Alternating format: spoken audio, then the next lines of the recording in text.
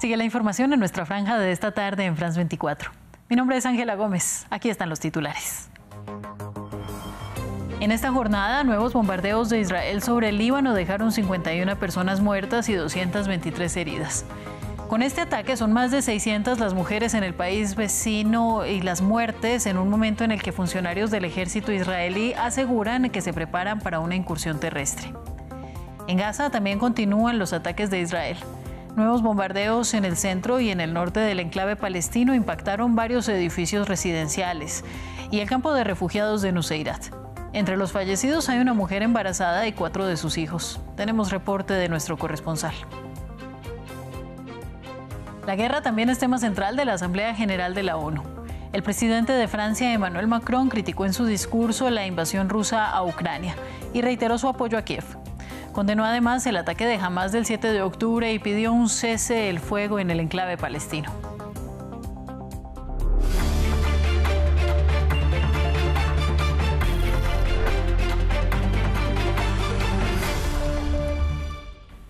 Líbano hoy fue de nuevo bombardeado por Israel, dejando al menos 51 personas fallecidas y 223 heridos en las últimas 24 horas.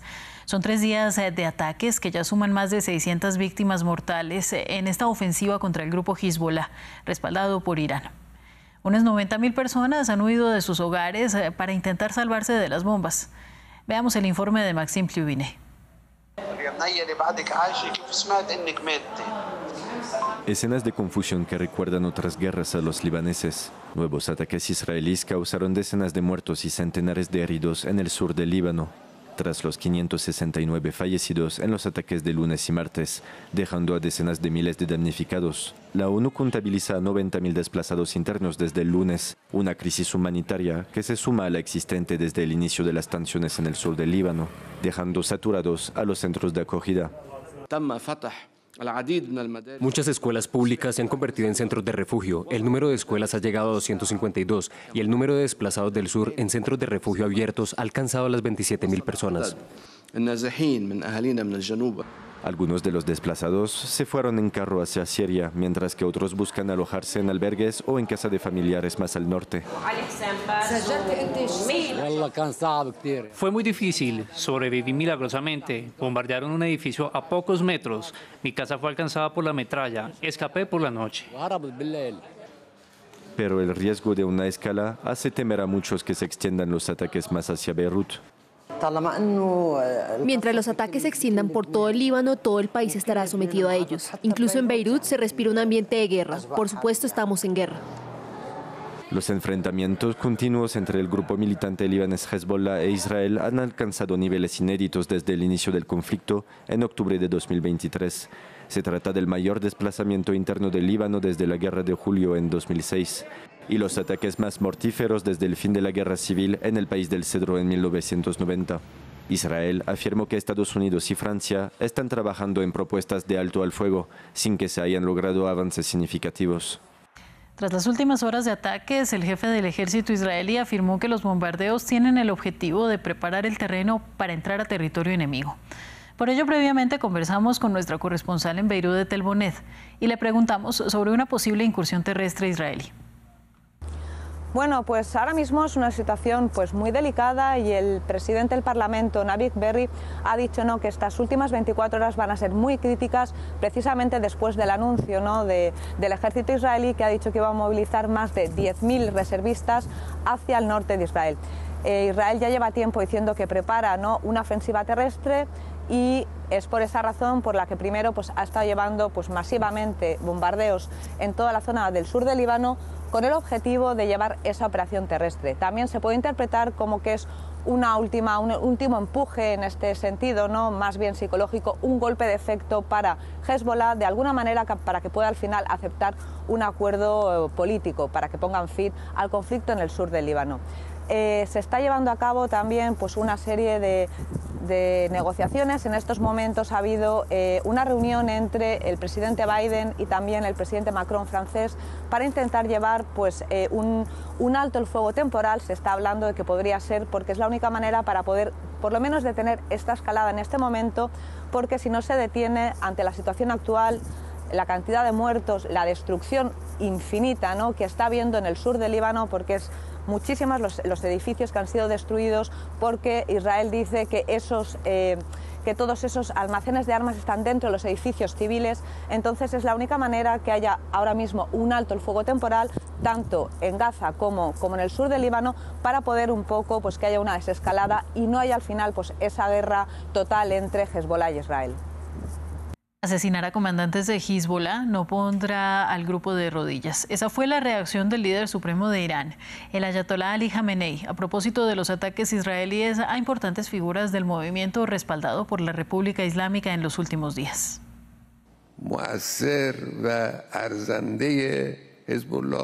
Algunos de los elementos eficaces y valiosos de Hezbollah fueron martirizados. Fue una pérdida, pero no una pérdida que destruyera a Hezbollah. La fuerza organizativa y humana de Hezbollah es mucho más que estas palabras. Su autoridad, capacidad y fuerza son mucho más que estas palabras para verse seriamente afectadas por estas pérdidas. Por supuesto, la muerte de una persona, especialmente si es un comandante y tiene historial de yihad, es una pérdida. No hay duda de ello.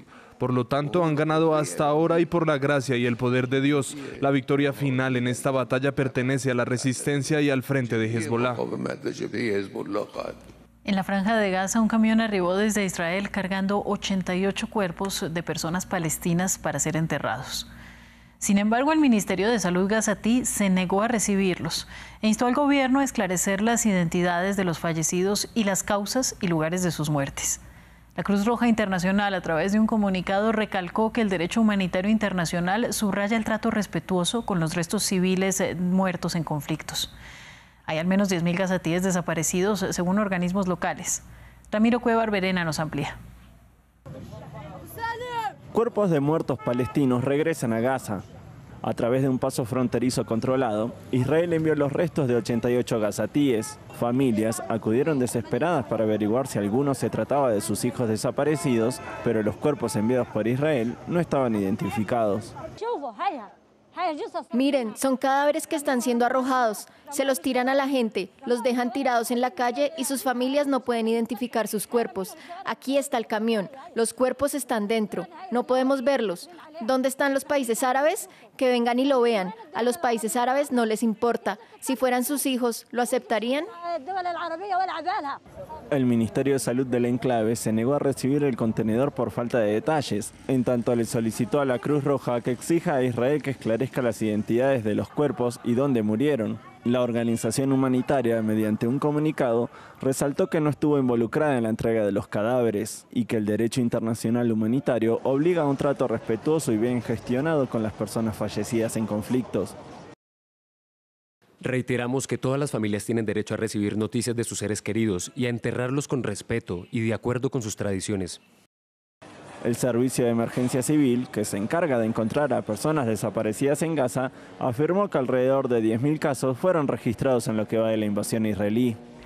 Cambio de tema. En Nueva York avanza la Asamblea General de Naciones Unidas, donde el presidente francés pudo hablar y reiterar su apoyo incondicional a Ucrania, manteniendo críticas hacia Rusia. Además, una buena parte de su discurso se centró en la posición de Francia respecto al conflicto en Medio Oriente. Macron condenó el ataque de Hamas el 7 de octubre, pero expresó que la guerra en Gaza llevada a cabo por Israel está durando demasiado tiempo y es necesario llegar a un alto el fuego, además con demasiadas víctimas. El mandatario francés también mostró su preocupación por la escalada en Líbano y su voluntad de que las hostilidades terminen. Francia exige el respeto por todos de sus obligaciones a lo largo de la línea azul.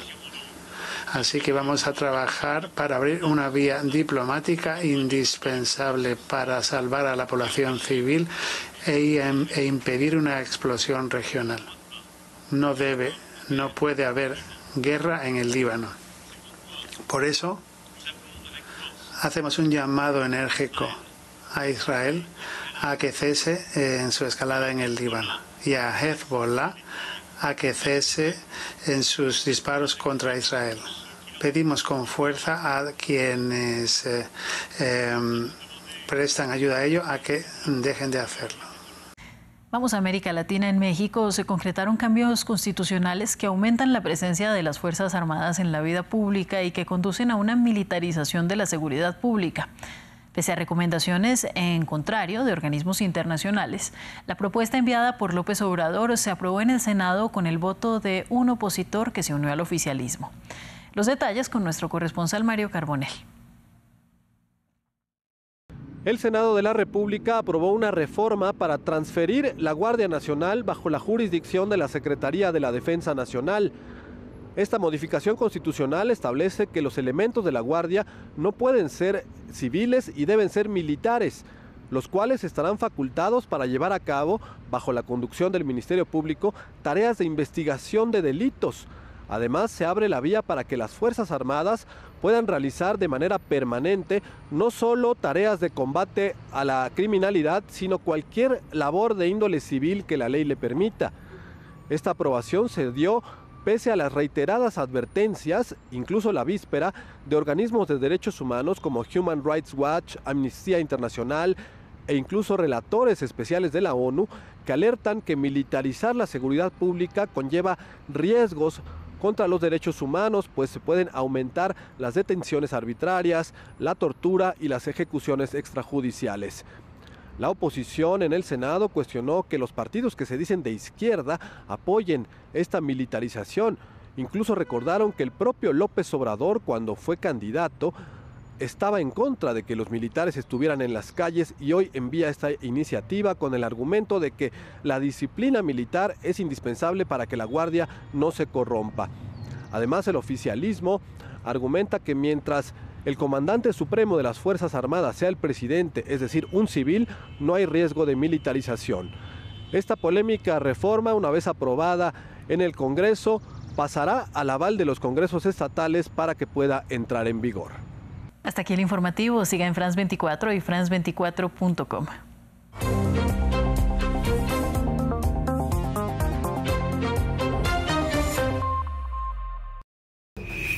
Política, economía, cultura y sociedad.